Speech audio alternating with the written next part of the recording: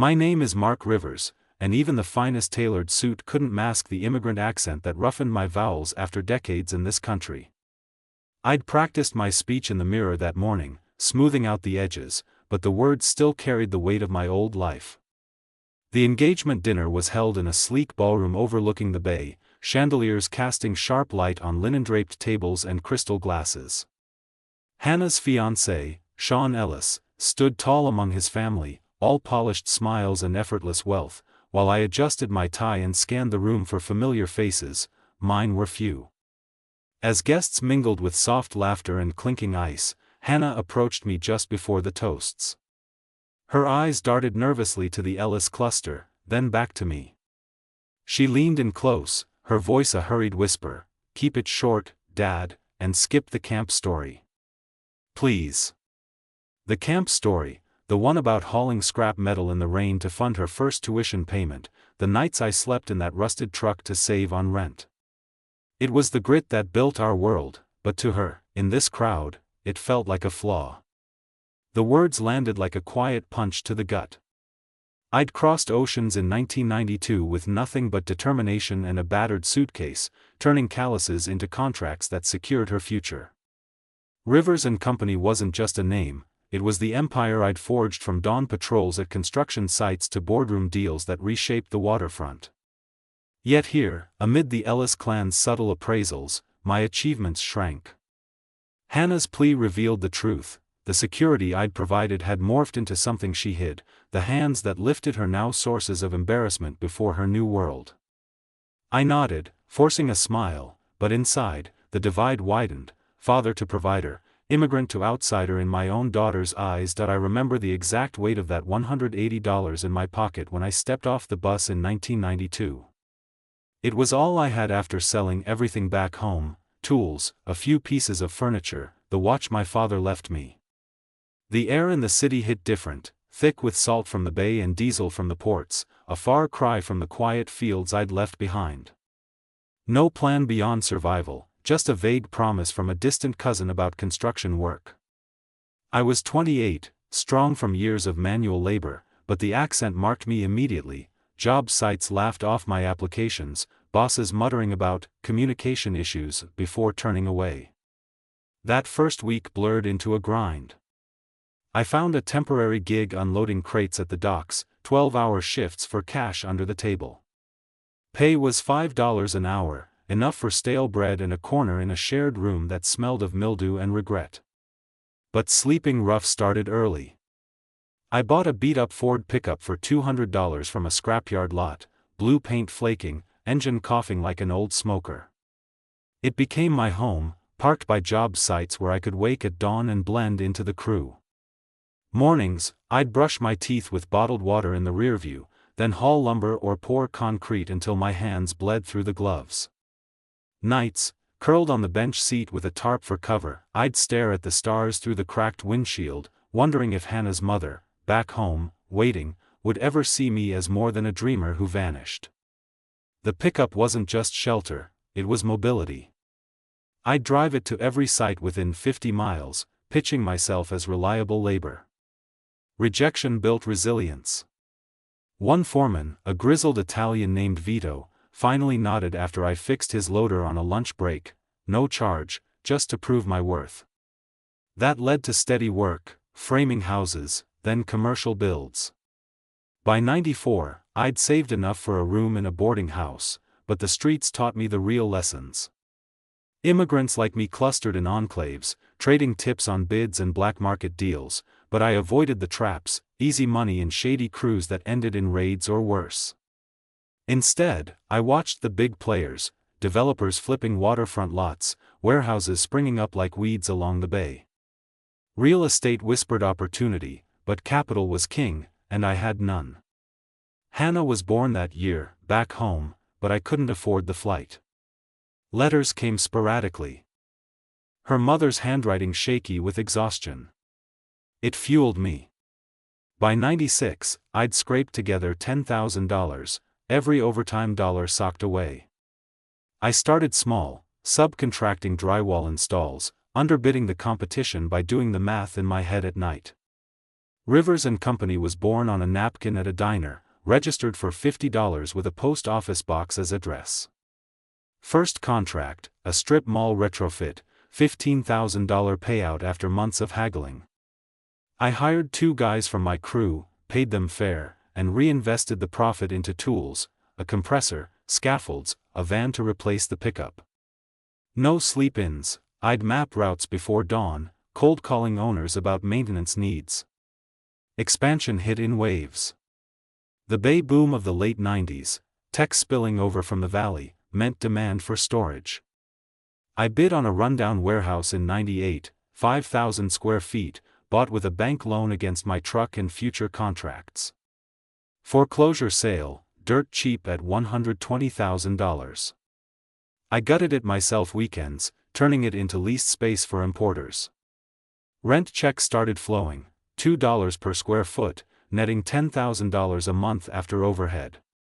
That funded the network, 3 more Bayside spots by 2002, each acquired through auctions or distressed sales. I learned leases inside out, triple net terms to offload taxes, escalations tied to inflation. No fancy office, I ran it from the pickup's glove box until the first property manager quit and I stepped in. The downtown parking lots came next, '05. City rezoning opened up surface lots, prime real estate squeezed between high-rises. I snagged 2, one near the financial district, 200 spaces, the other by the arena, event overflow. $800,000 total, financed through a consortium of small investors, other immigrants who trusted my word from site days. Meters ticked $3 an hour, but monthly permits to garages brought steady revenue. I automated gates with card readers, cut valet kickbacks, and watched NOI climb to 15% yields. Critics called it lucky timing, but it was calculation, scouting foreclosures, negotiating liens, even bribing a city clerk once, though I'd never admit that aloud. Clean now, all above board. Then the Art Deco cinema, my pride. Built in '32, it sat vacant on a blight list, marquee faded, seats rotted. I saw potential in '08, post-crash when banks dumped assets. $2.5 million purchase, gut renovation another $1 million, loans stacked, but grants for historic preservation covered half. I turned it into a maker's hall, co-working for artisans, event space downstairs, my office in the projection booth overlooking the bay. Opening night, 11, drew crowds, local papers hailed the revival. Now it pulls $500,000 annual from leases and bookings, a landmark that anchors the portfolio.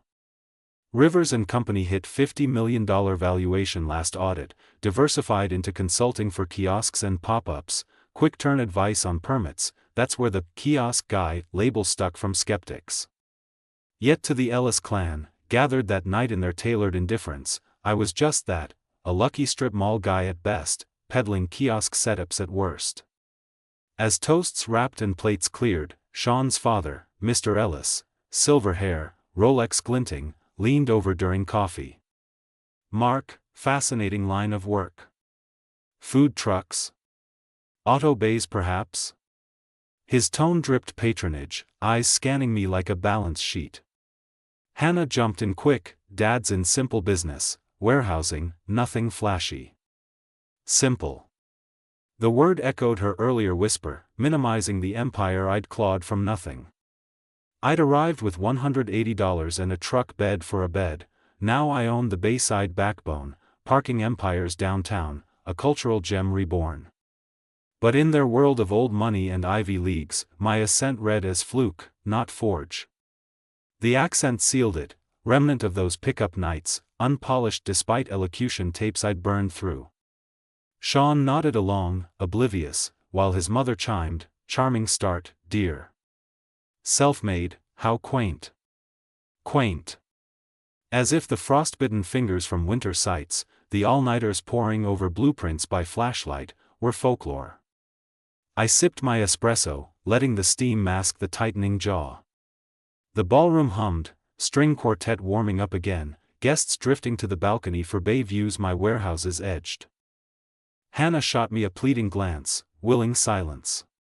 But inside, the contrast burned. My hands, scarred from rebar and rivets, had built security they floated on without question.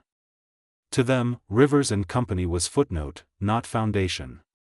The immigrant grind reduced to anecdote, unworthy of full tell. Yet as servers cleared crystal, I traced the invisible threads, my assets woven into their lives, unseen. The night pressed on, engagement glow masking the undercurrents, but my story, the real one, simmered beneath, ready to surface. The engagement party wasn't some stuffy country club affair with manicured lawns and old-world charm. No, Sean Ellis's family chose a glass-walled tower downtown, the 38th floor of the Pinnacle Bank building that pierced the skyline like a shard of ice. I'd seen it from my warehouse docks 1,000 times, its reflective panels mirroring the bay's restless waves and the cargo ships I'd once loaded by hand. Now, here I was, ascending in a private elevator that hummed silently, the city shrinking below us into a glittering grid of lights. Hannah had insisted on the all-black dress code, elegant, modern, no ostentation. I wore a slim-fit tuxedo she'd picked out, starched shirt pressing against my collar like a reminder of the laborer's yoke I'd shed long ago. The venue unfolded as the doors parted, a vast open space with floor-to-ceiling windows framing the bayline at dusk. Sunset bled orange across the water, cargo cranes silhouetted like iron sentinels against the horizon, my horizon, built from those very piers. Tables draped in obsidian linens dotted the room, crystal flutes catching the light from recessed LEDs overhead. A string quartet occupied a corner dais, their bows drawing soft strains of Vivaldi that mingled with the murmur of arriving guests. Servers in crisp uniforms circulated with trays of champagne and hors d'oeuvres, tiny skewers of seared scallops, caviar on blinis that cost more per bite than my first weekly wage. The air carried a faint chill from the AC, laced with notes of expensive perfume and the metallic tang of the bay rising through vents. It was opulent, calculated to impress without warmth, a stage for the Ellis legacy. I spotted Hannah immediately, radiant in a sheath dress that hugged her frame, her hair swept into an updo that echoed her mother's old photos. Sean stood beside her, arm possessively around her waist, tall, clean-shaven, with the easy posture of someone who'd never known rejection.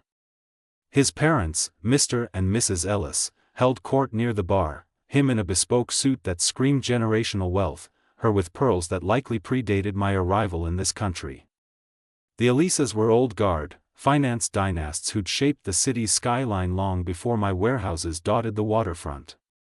Their crowd numbered about 50, lawyers, venture capitalists, a smattering of socialites whose names I'd glimpsed in society pages Hannah left on the kitchen counter. No one from my side beyond a couple of trusted foremen who'd cleaned up nice, the rest were too busy with shifts or too wary of such heights. As the quartet shifted to a lighter melody, the toasts began. Sean took the mic first, voice steady over the speakers embedded in the ceiling. To Hannah, who brings light to every room, and to the future we're building together. Applause rippled, glasses chiming like distant bells. Mrs. Ellis followed, her words honeyed, "Our Sean has found a partner who matches his vision, his drive. Welcome to the family, dear." It landed sweet, the room cooing approval, but I caught the undertone, the assumption that Hannah's world aligned seamlessly with theirs, no rough edges. My turn came too soon. I stood, heart steady from years of closing deals under pressure. To Hannah, my anchor through every storm. May your life be as strong as the foundations we've laid. Short, as she'd asked, no camp stories, no immigrant grit. The claps were polite, but eyes lingered on me, appraising the accent that slipped through despite my efforts. Dinner service started seamlessly, plates arriving in waves, arugula salads with burrata, then seared duck with fig reduction, wines poured from bottles worth a month's rent on my first boarding house room. Conversation flowed in eddies around the table, Sean's aunt recounting a European yacht trip, his cousin boasting about a startup valuation. I nodded along, fork tracing patterns in my polenta, the bay's lights now twinkling like fallen stars beyond the glass. Hannah sat to my left, vibrant, laughing at Sean's quips, her hand occasionally brushing his. But tension simmered beneath. I felt it in the way glances flicked my way, questions unspoken. The Elisas weren't hostile, polished people rarely are, but their curiosity carried barbs, probing for cracks in the facade. It sharpened during the main course. Mr. Ellis, seated across from me, leaned forward, napkin dabbing his chin. "Mark, tell us more about your work. Fascinating to hear how families like yours contribute to the local economy." His tone was genial, but the phrasing, "families like yours," hung like a veil, implying otherness. I set down my glass, the stem cool against my palm. "Warehousing and real estate, mostly. Bayside operations, some downtown holdings." He nodded slowly, as if piecing a puzzle. "Ah, so, food trucks? Or auto bays, perhaps? Those pop-ups are booming." The table quieted fractionally, forks pausing. Food trucks? The man owned portfolios that dwarfed nations, yet reduced my network, warehouses leasing to importers, parking lots fueling the district, the cinema hall buzzing with creators, to street vending. Laughter tittered from Sean's side, light but cutting. Hannah interjected before I could respond, her voice bright, smoothing the air like plaster over cracks. "Dad's in simple business, warehousing, nothing too flashy. Keeps things moving, you know. Simple." The word echoed her pre-dinner whisper, a minimization that twisted deeper than his query. She'd grown up in the shadow of those warehouses, playing on loading docks while I signed leases, her college funded by parking fees I'd collected at dawn. Yet here, to fit their mold, she polished me down, erased the auctions I'd won with grit, the loans I'd secured on handshake promises. The table relaxed, conversation veering to Sean's firm, but her words lingered, a quiet betrayal. I smiled through dessert, chocolate torte that tasted of ash, watching her beam at compliments on their perfect match.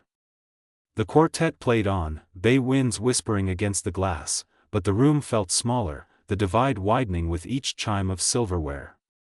As coffee circulated, espressos in demitasses, alongside petit fours, the questions persisted, veiled in courtesy.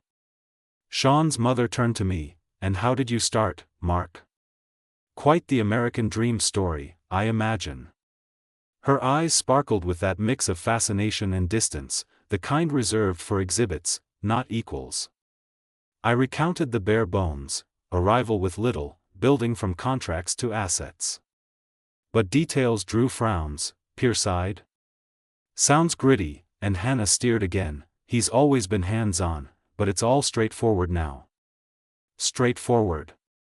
As if the layered SPVs, the NOI projections I'd poured over in pickup cabs, boiled down to that. The toasts had sounded sweet earlier, vows of unity, but these probes cut, exposing the fault lines, old blood versus new, legacy versus labor. I glanced at the bay, my warehouse's dark outlines in the night, fueling this very tower's glow.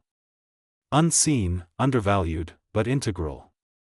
By the time the quartet swelled into a celebratory waltz, guests pairing off on the polished floor, exhaustion settled in my bones, not from the climb but the performance. Hannah pulled Sean to dance, her laughter genuine now, free of my shadow. I lingered at the table, nursing a water, the city's pulse visible below. The event was flawless, a testament to Ella's precision, but it underscored the chasm, their world of towers and toasts, mine of docks and deals, bridged only by Hannah's careful edits. As the night wound down, invitations to after-parties floated, yacht clubs, private lounges, I declined with a nod, the accent sealing my outsider status. Driving home later, the bay's salt air filtering through my car vents, I replayed her words, simple business. It wasn't embarrassment, it was erasure. And in that glass perch on high, the questions hadn't just cut, they'd drawn first blood, dinner lingered in its final phase. The torte plates cleared away to make room for cordials and cigars, though I abstained, the smoke too reminiscent of the oily haze from warehouse exhausts. Conversation had lulled into pairs, the quartet strings weaving a subtle backdrop as guests savored the bay view. My phone buzzed discreetly in my pocket, a vibration that cut through the haze like a warning siren from the docks. I excused myself to the edge of the room, near a window where the city's lights reflected my silhouette against the dark water. It was Elena, my operations lead at Rivers & Company, her voice crisp over the line despite the hour. "Mark, you need to hear this now," she said, no preamble. "Got a tip from our broker, an Ellis-linked consortium is moving quietly on the Pierside warehouse. The big one, 20,000 square feet by the tech corridor. They're bidding through proxies, aiming to convert it into a startup campus. Offers aggressive, $8 million, all cash, but with clauses to lock us out of extensions." I gripped the phone tighter, glancing back at the table where Mr. Ellis chatted animatedly with his brother-in-law. Ellis-linked. The name wasn't coincidence. Their firm dominated venture funding in the valley, funneling capital into silicon spin-offs that sprawled toward my waterfront holdings. That warehouse wasn't just bricks, it was my gateway property, acquired in '99 from a bankrupt importer, renovated with my own sweat into a logistics hub leasing to e-commerce giants. Netting $250,000 annually in rent, it anchored the network, a cash cow I'd protected through non-competes and zoning favors pulled from City Hall contacts. Elena's update poured out. The consortium's shell company, Baytech Partners, had filed preliminary docs that afternoon, eyes on eminent domain if the deal soured. They'd undervalued it by 30%, ignoring the upgrades, automated cranes, solar arrays I'd installed post-recession to cut costs. "It's personal," she added. "Heard whispers they want to erase the industrial eyesore for Polished Labs. You in tonight?" The Elisa's influence explained the stealth. Their lawyers likely greased the path, assuming my simple business folded easy. I paced the glass wall, the bay's chill seeping through, ship's horns faint in the distance. This wasn't acquisition, it was erasure, prying away the very asset that funded Hannah's trust, her education, the down payment she'd eyed for a condo with Sean.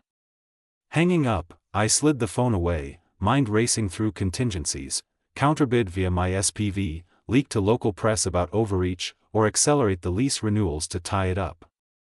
But a second twist hit before I could regroup. Scanning the room, my eyes caught the penthouse cluster, Sean's parents' residence, a sleek area atop the adjacent tower, visible through the night like a crown jewel. Mrs. Ellis had mentioned it casually earlier, our little retreat, overlooking everything. Little. The irony burned. That penthouse sat squarely in my portfolio, buried under layers of trusts and subleases they'd never traced. I'd acquired the building in '07, a distressed asset from the housing crash, when banks dumped luxury high-rises. The top floors converted to condos, but ownership funneled through a blind entity, Rivers Family Holdings, masking the trail. Their management company, Ellis Properties, handled the day-to-day, collecting dues, maintaining the lobby marble and infinity pool. But the rent flowed upward, $15,000 monthly per unit, straight into my special purpose vehicle, a tax-shielded entity that rolled profits into the business. They'd signed the master lease in '09, blind to the landlord, assuming some faceless REIT. No audits, no due diligence, old money trusted intermediaries. I'd let it ride, a quiet irony, their opulent perch, with its private elevator and skyline views, subsidized by the immigrant who'd started in a truck bed. Now, with the warehouse bid, it crystallized, they encroached on my empire while perching on its profits, oblivious. The glass tower hummed around me, servers gliding past with fresh pours, but the revelation sharpened everything, their questions earlier, the patronizing nods, all built on foundations they'd rented without knowing the builder. I returned to the table, composure locked like a vault door, but the fire simmered. Hannah caught my eye, concern flickering as she whispered, "Everything okay?" I nodded, forcing calm, while Mr. Ellis launched into a monologue on tech's future, campuses, innovation hubs, the very beast eyeing my peer. The irony twisted deeper, his vision would raise my warehouse for their gain, blind to the rents padding their own nest. Dessert had wrapped, guests drifting toward the quartet for a final dance, but I couldn't let the evening dissolve in illusions. Excusing myself again, I approached the floor captain, a sharp-suited woman with an earpiece, and requested the AV setup. Projector, screen, USB port. Business presentation, urgent. She hesitated, glancing at the event planner, but the tip I'd slipped earlier, generous, from warehouse bonuses, smoothed it. Within minutes, the room's lights dimmed fractionally, a portable screen descending from the ceiling like a guillotine blade. The quartet faltered mid-note as I plugged in my tablet, the USB humming to life. Guests turned, murmurs rising. What was this interruption in their scripted night? Hannah's face paled from the dance floor, Sean frowning beside her. I cleared my throat, accent steady despite the pulse in my temples. Ladies and gentlemen, a brief clarification on that simple business you asked about. The first slide loaded, a clean org chart of Rivers and Company, timelines from 92 arrival to current assets. No dramatics, just facts, the pickup origins glossed, focus on acquisitions. Murmurs grew, Mr. Ellis straightened, fork midway to his mouth from a lingering plate. I mapped the chains methodically, voice even as the projector cast blue light across linen. Bayside Network, 5 warehouses, 150,000 square feet total, 92% occupancy. Downtown parking, 450 spaces, $1.2 million NOI last quarter. Slides flipped, maps highlighting the pierside gem, photos of the cinema hall buzzing with events. Then the pivot, and layered holdings, like this building. A diagram bloomed, lease flows from Ellis Properties upward to my SPV, arrows tracing rents from their penthouse, anonymized, but the math undeniable. $180,000 annually, post-expenses, cycling back into expansions. The room stilled, the quartet's bows hovered silent, strings vibrating unfinished. Mrs. Ellis's hand flew to her pearls, Sean's aunt whispering furiously. Mr. Ellis's fork rattled against porcelain, clattering louder in the hush, not anger, but shock, the color draining from his patrician face. I continued, unhurried, next slide, market cap rates for comparable assets, 7.5% yield on my portfolio versus their 5% drags.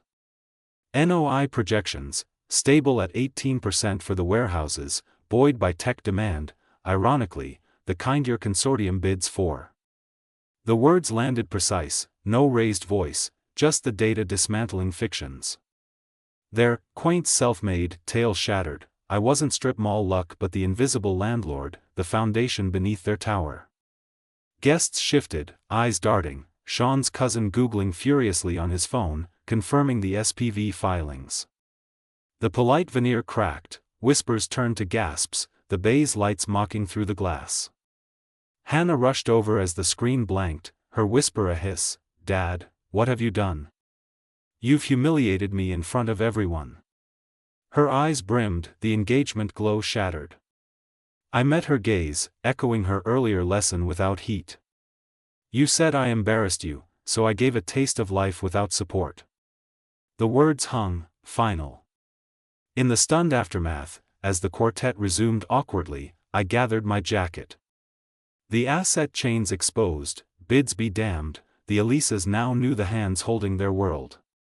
Driving away, the city's arteries pulsing below, satisfaction mixed with ache, truth served cold, but family fractures deep, the ballroom's hush lingered like fog after my presentation, the projector screen retracting with a mechanical whine that echoed the quartet's aborted notes. Guests milled awkwardly, clusters forming around the Elisas, whispers sharp as shattered crystal, eyes darting between the bay windows and my retreating figure. Hannah broke from the dance floor in a flurry, her heels clicking against the marble-like accusations. She grabbed my arm near the coat check, voice a venomous hiss that sliced through the din. "Dad, what the hell was that? You've humiliated me in front of everyone, Sean, his family, our guests. This was supposed to be perfect." Her face flushed, mascara threatening to smudge under the strain, the engagement ring glinting like a taunt. I met her gaze steadily, the weight of her words mirroring the ones she'd flung earlier that evening. "Keep it short, skip the story, don't embarrass." No raised voices from me, the room's eyes already burned enough. Humiliated you? I echoed softly, pulling her aside to a shadowed alcove by the elevators. You said I embarrassed you with my accent, my past, in front of your guests. So I showed them the truth. The business you called simple funds everything, including this night. She recoiled, arms crossing tight, the silk of her dress whispering protest.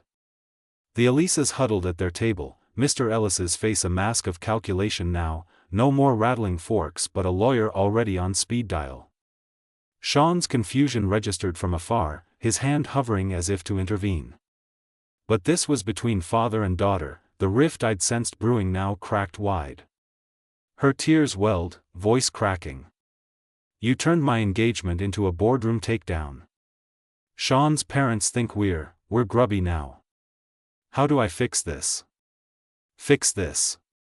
As if my empire, the warehouses and leases she dismissed, were the flaw.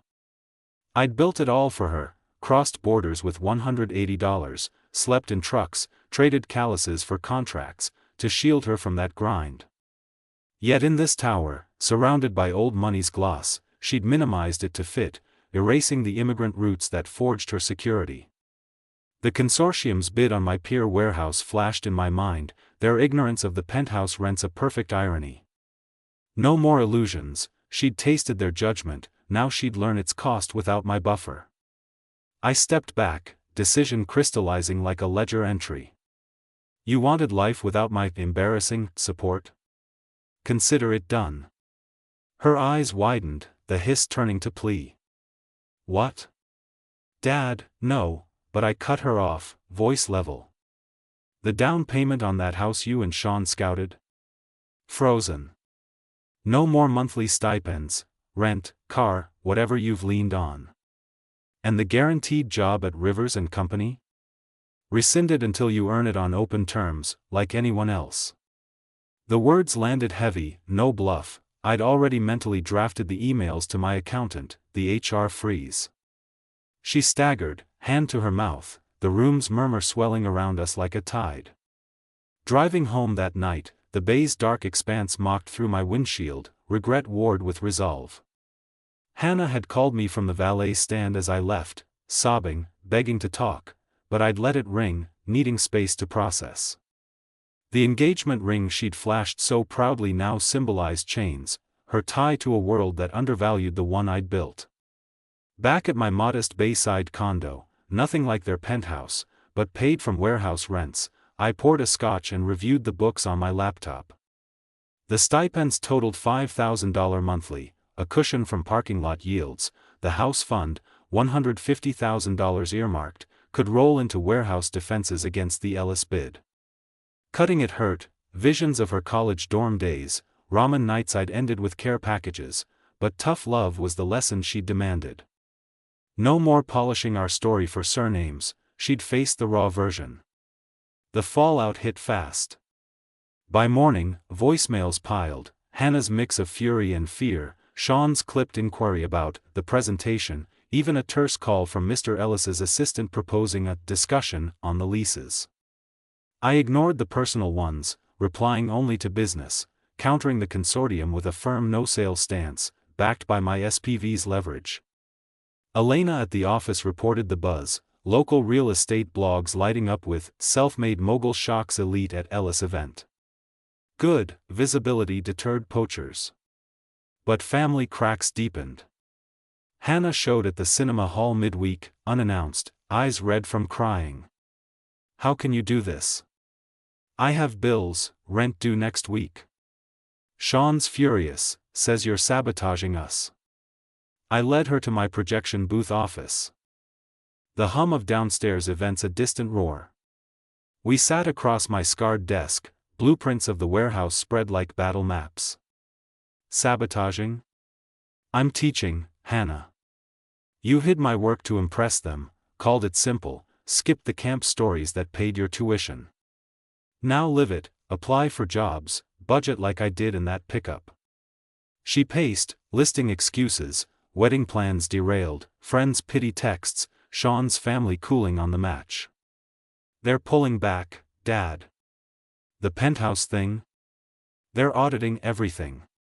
A twist of satisfaction amid the ache, let them trace the chains, realize their luxury perched on my foundation. But her desperation clawed, stories of skipped meals, credit card max-outs.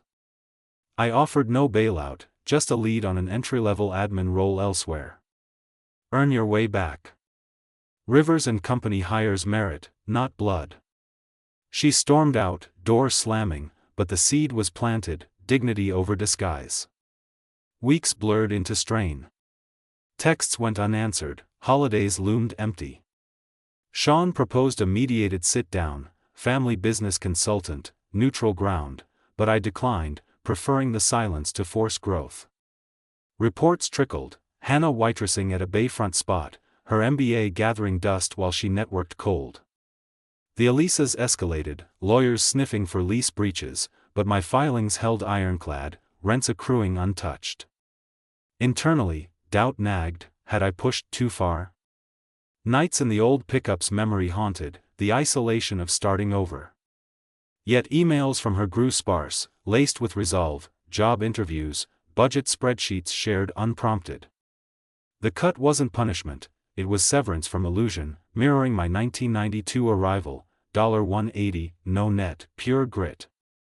By month's end, the ache softened to anticipation.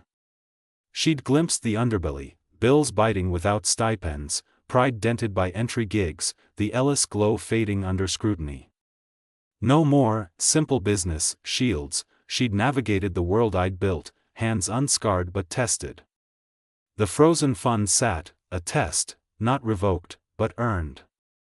As Bay fog rolled in one evening, phone in hand, I waited for her move, the empire steady, family forge reforged in fire.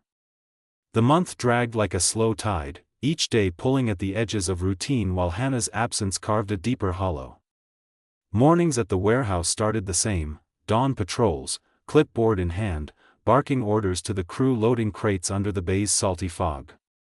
But now, her unanswered texts sat unread in my phone, stipends halted at my directive, the frozen house fund reallocated to bolster defenses against the Ellis Consortium's persistent bids. They'd backed off the Pier warehouse after the presentation fallout, lawyers exchanging frosty emails, but tension simmered, Sean's calls went to voicemail, the engagement whispers turning to doubts in society circles.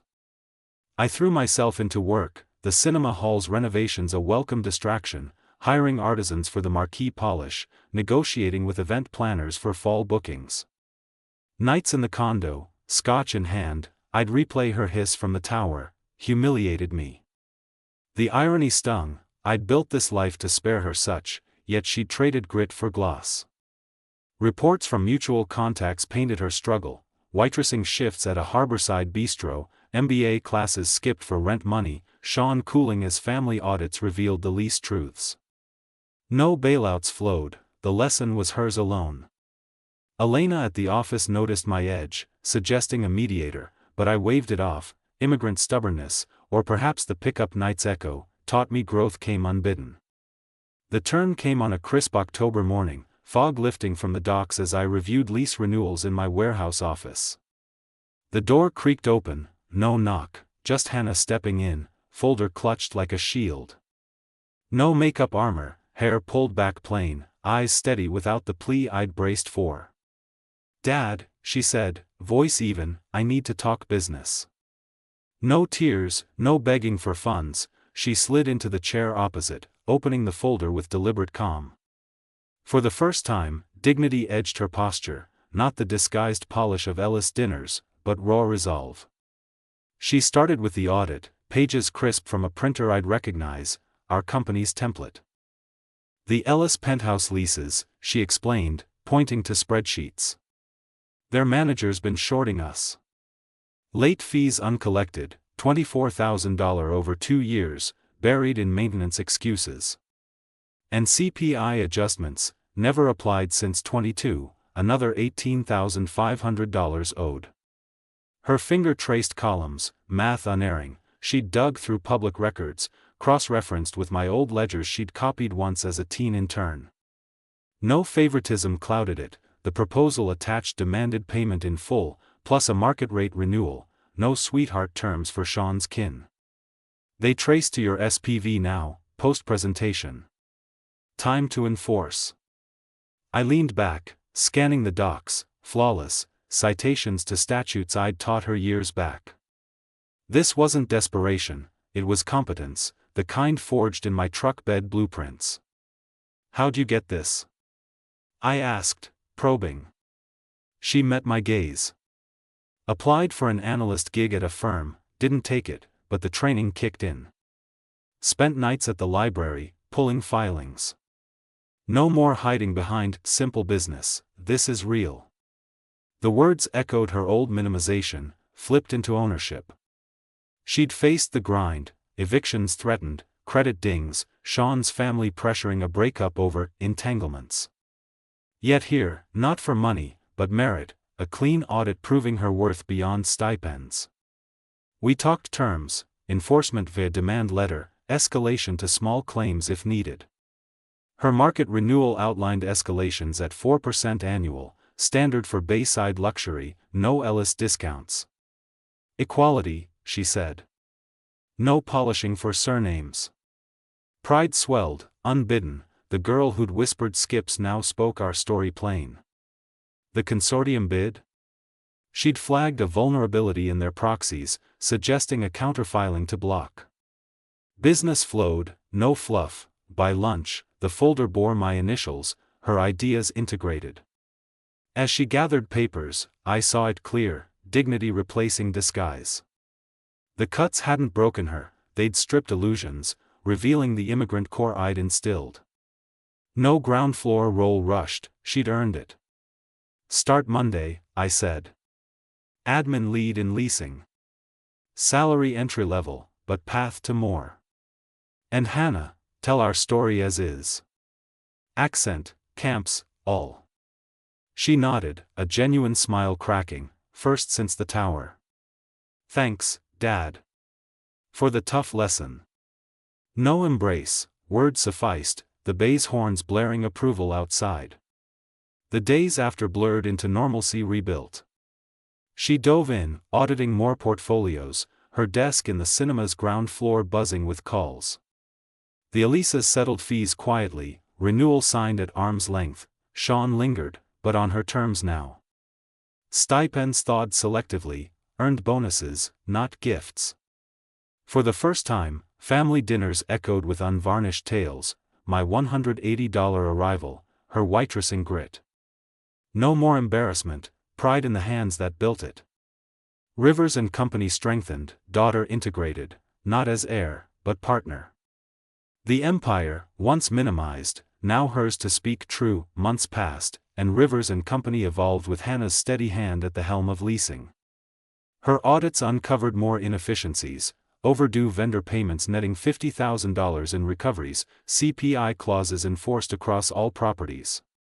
We held weekly strategy sessions in the cinema's projection booth, maps of the Bayside sprawl pinned to walls, her ideas sharpening our edge against competitors. The Ellis Consortium withdrew their bid after the penthouse settlement, their lawyers citing mutual interests, but we countered with a diversification push, converting a warehouse wing into co-working for tech startups, drawing Valley talent without selling out. Family dynamics shifted too. Dinners at my condo became routine, no more tower gloss, just stories swapped over takeout from the Harbor Bistro where she'd waitressed. Hannah spoke freely now, accent unpolished, recounting her grind, evictions dodged, networks built from cold calls. Sean stuck around, humbled, joining a session to learn the ropes, his family's influence traded for genuine partnership. We drafted a succession plan, per best practices, genograms sketched to map roles, avoiding the pitfalls of unchecked inheritance. No favoritism, her role expanded on merit, training under Elena for operations. Challenges arose. As in any family venture. A storm hit the bay in December, flooding the pier warehouse. Repairs strained cash flow, forcing Hannah and me to negotiate insurance claims late into nights. Tensions flared once, over subcontractor bids. She pushed for locals, I for speed, but we tabled it at a family council, non-employees only, as advised, to keep business from bleeding home. Ukrainian resilience echoed in our approach. Like wartime firms adapting through loyalty circles, we leaned on crew ties, pooling resources to rebuild stronger, solar reinforcements added. By spring, valuation climbed 15%, the cinema hall hosting sold-out maker fairs. Hannah proposed a community arm, grants for immigrant startups, echoing my start. Pride swelled, not in assets, but her dignity, the story now ours to tell unvarnished. No more embarrassment, just a legacy forged together, boundaries clear, growth shared. The bay's horns blared on, our foundation solid.